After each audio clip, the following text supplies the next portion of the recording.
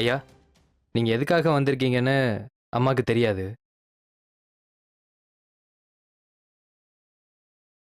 அதை என் வாயால சொல்றத விட உங்க வாயால சொன்னீங்கன்னா கொஞ்சம் நல்லா இருக்கும். அம்மாடி, சுத்தி வளைக்காம நாங்க நேர விஷயத்துக்கே வர்றோம்.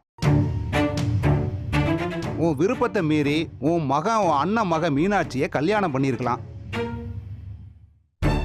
அதுக்காக நீயும் கோபப்பட்டு உன் புருஷன் சொத்துல உன் மகனுக்கு எந்த பங்கு இல்லைன்னு சொல்லியிருக்கலாம். அதெல்லாம் நியாயம்தான்.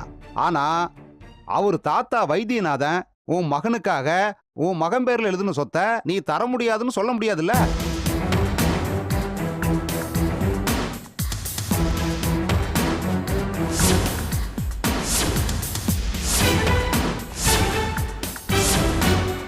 உங்க அப்பா உங்க பையன் மேல எழுதி வச்ச சொத்து வேட்டையின தானே சேரும்.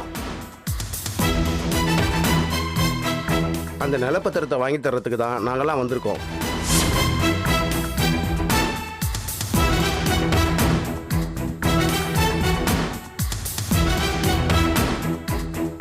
என்னம்மா, உங்க அப்பா வேட்டையன் பேர்ல சொத்து எழுதி வச்சது உண்மைதானே?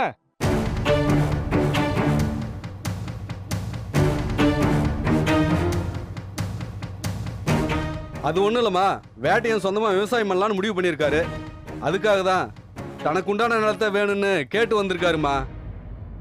அவருக்கு சொந்தமான நிலப்பத்திரத்தை கொடுத்துட்டீங்கன்னா அவர் நல்லபடியாக விவசாயத்தை ஆரம்பிச்சுக்குவாரு.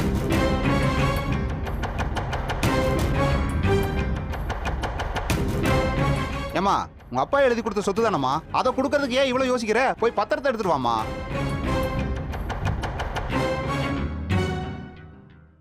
இல்லைங்க, பத்திரத்தை எல்லாம் தர முடியாது.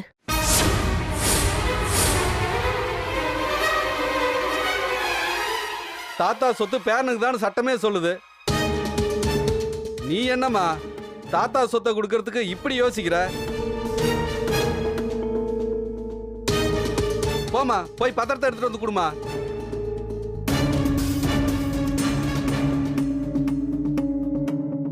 என்னம்மா, இங்கே வச்சு தர்றியா இல்ல ஊர்ல பஞ்சாயத்து வச்சு நாங்க வாங்கிக்கவா?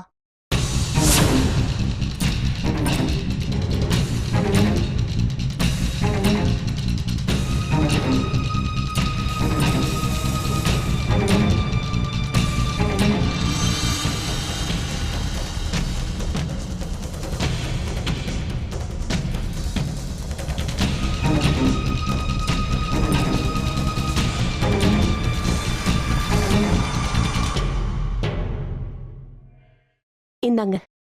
வேட்டையா வாங்கிக்கப்பா. வாங்கிப்பா.